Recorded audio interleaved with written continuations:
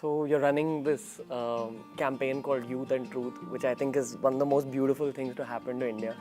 And I've been reading a lot about how you're promoting Indian textiles as well. That's one other aspect we talk about on the channel. What are you wearing? Huh? I believe it's some kind of silk. Not bad. Yeah, so again, I'm a men's fashion influencer. Like I teach men how to dress. Recently, I was in a women's college in Bangalore, Mount Carmel, and they tell me, when they're asking a question, "You're a fashion icon." I said, "Wow, that's a new one for me." I didn't know I'm a fashion icon. So my mother selected my outfit and she's like, "You're meeting Sadhguru ji, you better dress well. Have you seen how he dresses?" So I mean, this fashion icon idea is spread across India. But is there anything you'd want influencers like myself to talk about in the public domain so we can bring back this Indian textile tradition? See, there are over 120 distinct type of weaves in this country, which is extraordinary. No other culture has ever produced that many. Every region has its own specific way of weaving, dyeing and producing a cloth. So because of this, if you look back on the history of this country, 60% of the world's exports was Indian textile at one time, which the English destroyed completely. In a matter of 60 to 70 years, systematically they destroyed the whole thing. That's one reason today's farmer suicide is connected with that, because all the weavers fell back to farming because they had no other livelihood. Small farmers, they started scratching some land somewhere to make a living because they systematically destroyed the textile industry.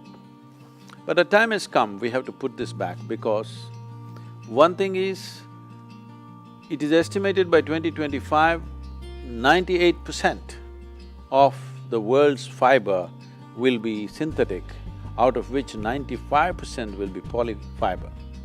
Textile is the second largest polluter on the planet. First is oil industry, second is textiles. Polyfiber has gotten into your body, polyfiber has gotten into the soil, polyfiber has gotten into the water, polyfiber has gotten into the food chain. It is into everything. It's the second largest polluter on the planet, but it is a quiet polluter. Nobody knows it's doing it, what it is doing to you. In terms of health and in terms of ecology, we can make a huge difference by going back to natural fiber.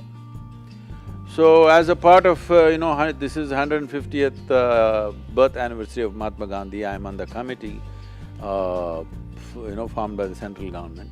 We are seeing how to create market for natural fiber. If you bring back natural fiber into, like as it was in the past, cotton, jute, linen, nettle, all these things if you bring back, if 30% of India's farming go into natural fiber, all this farmer suicide will stop, 100%, I'm telling you. It's because they are growing only food which is perishable. This is the reason why this is happening. So, as a part of this, we are seeing how to create the market, and above all for health and for ecological reasons it's important. As a part of this, we are recommending at least the government schools, all the uniforms should become natural fiber. If this one thing happens, there's a huge market.